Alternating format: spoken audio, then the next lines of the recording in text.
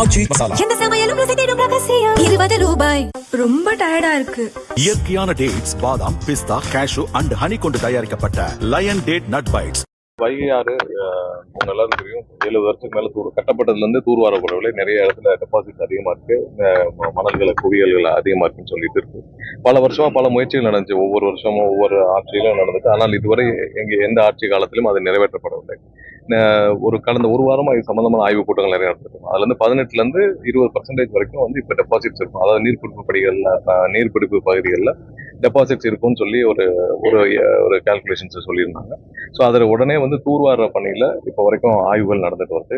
So already வந்து இதற்கான மத்திய அரசுடைய ஒன்றிய அரசுடைய ஒப்புதலையும் கேட்டு 2 நாட்களுக்கு முன்னாடியே வந்து நம்ம தமிழக அரசு சார்பாக அதுக்கான அனைத்து கடிதமும் அனுப்பப்பட்டது. என்விரான்மெண்டல் கிளியரன்ஸுக்கும் 2 நாட்களுக்கு முன்னாடியே கடிதங்கள் கொடுக்கப்பட்டிருந்துச்சு.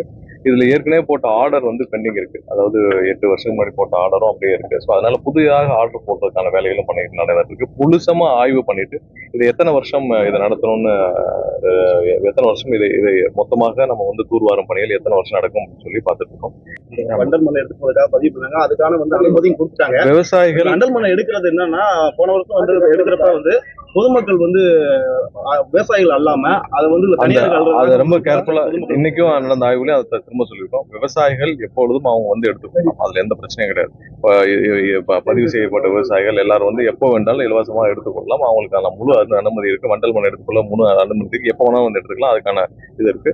அதுக்கு மேல இன்னைக்கு வந்து ஒரு மாவட்ட ஆட்சியர் அனைவரும் வந்து மீண்டும் இதை கண்காணிக்கணும். ஏன்னா இது வந்து கமர்ஷியல் பர்பஸ்க்கு யாரும் வந்து இல்லீகலா இதை யூஸ் பண்ணிடக்கூடாது. அது இப்ப கமர்ஷியல்னால அது அரசாங்கத்திற்கு போக வேண்டிய தவிர்த்து வேற யாருக்கும் தனிநபருக்கு அந்த எந்த விதத்திலும் அவர்கள் வந்து இல்லீகலா விவசாயிகளுக்கு கொடுக்க வேண்டிய இடத்தை வந்து வாங்கி மணலை வாங்கி பயன்படுத்த வகையில சூப்பர்வைஸ் பண்றதுக்கும் ஆர்டிசன்ல ஏற்பாடு பண்ணிருக்கு. ஸோ ஏதாவது ஸ்பெசிபிக் கம்ப்ளைண்ட் யாராவது தனிநபர்கள் அந்த மாதிரியான இது பயன்படுத்தினாங்கன்னா அவங்க மீது கடுமையான நடவடிக்கை எடுப்போம். நாங்கள் தயங்க மாட்டோம்.